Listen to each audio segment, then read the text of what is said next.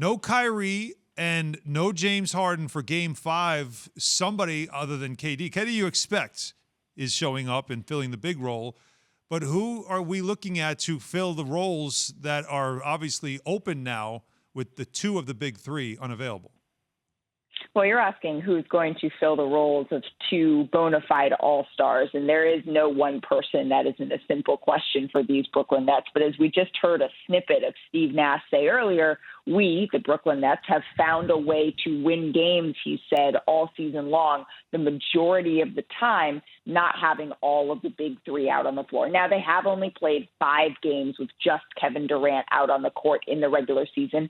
The good news is that they won 4 of those 5 games. And yes, I understand it's the playoffs. Yes, I understand that wasn't against any teams that are currently still in the playoffs, but that's how they're going to be assessing this. How can they, by committee, look to fill these roles, look to fill especially these ball handling, these facilitating roles? Specifically, they're probably going to be looking at guys like Mike James to step up the way he did in Game 1. He played a big role. Blake Griffin was a huge part of the reason why they were able to win Game 1 after James Harden went down. But it isn't going to be a simple answer of how they're going to replace these players that borderline on irreplaceable. Malika, is it official? Is James Harden ruled out for Game 5? Yes. James Harden has been ruled out for Game 5. The team announced last night. It was interesting. Steve Nash said when he was speaking to reporters last night that he wasn't sure yet, that James Harden was still working out, that he was going through his workouts. And then about an hour later, the team announced at least that he would be ruled out for Game 5. Okay, Milwaukee now is a 4.5-point favorite at this game at the Barclays Center tonight. How has Kevin Durant handled all this? Have you seen anything mannerism-wise kind of change with his demeanor about what kind of role he needs to take on in a massive Game 5 scenario this evening? Yeah, I mean, you know, Kevin, he seemed to be pretty even-keeled when he was speaking to reporters yesterday. He said, look, I'm prepared to go out there, give it all, do it all, like I do most nights, like I do every night. But obviously he knows that there is a hole to fill. And look, he has stepped up when he has been the only one of the big three out on the floor. He's been shooting in those 5 games an efficient 63%. He's averaging just under 34 points in those games. Now you could argue that yes, this is the playoffs. Yes, he may need to do something spectacular, even more special in order to win this. But one player texted me the other day from the Brooklyn Nets saying, look, we still have the utmost confidence that we can win this series. Malika, how likely, or either or both, could we see James Harden or Kyrie Irving for a Game 6?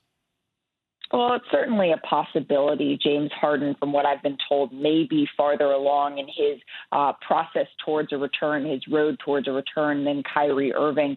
But Steve Nash said yesterday, he doesn't know. He's not sure whether or not Kyrie Irving is going to be available to play yet. This is one of those things, this is one of those injuries that time is going to tell, that treatment is going to tell, but it looks bad. One thing is for certain, players like James Harden, Kyrie Irving, they are champing at the bit to want to be out there and play. James Harden, during the regular season, he has spoken about when he was out due to injury that he felt like at times he let folks down. He wants to be out there with his teammates. So you can bet that he is going to be pushing as hard as he can to be able to play. It hasn't been ruled out that yet, but like I said, it appears that James Harden may be farther along in that process than Kyrie Irving. You have to imagine once it gets to that must-win category, all hands have to be on deck. Malika, thank you so much as always. Thanks, gentlemen. All right, Malika Andrews on the Goodyear Hotline. So with that in mind, when we talked about that, I believe we did talk about this yesterday. Anthony Davis, you said, when the Lakers are facing elimination, it's got to rip it off the bone. You got to play. If the Nets lose tonight, is that the same speech to James Harden for Game 6? I would think James Harden wouldn't need a speech. He would know just because he knows, hey, I got to get out there. It's Game 6. It's elimination we face. And if I rip it off the bone, I'll take all off season to heal. But this is a situation where he can't go tonight, but in Game 6, it's a must go.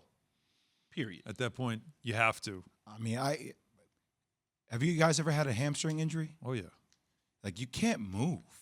Like, it's not something where it's like, okay, like I'll you're just give it a useless couple of days. defensively, right? Well, you can't. Well, Useless. laterally it hurts, but then also when you're going north to south, which is the way James Harden moves, especially when he dips, like that's when he pushes off that right leg. Like that's everything. So I don't know. Rest is the only thing that can heal that. The only problem is when you rest, then you don't get conditioning, right? So then when James Harden does come back, like what kind of shape will he? Now I know he did this a little bit earlier, but he's only been down a week, right? man, but Key, you know how it is. Like when you're used to training every single day.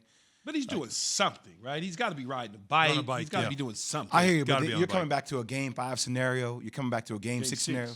I mean, game 6 scenario. If he Yeah. comes back, I mean, the intensity in that game is going to be off the charts. That's a hell of a game just to say, hey, Yeah, welcome on the back off road. injury. I've been Drop riding you a back. bike. Yeah, welcome to your translation, riding a bike into a game you- 6.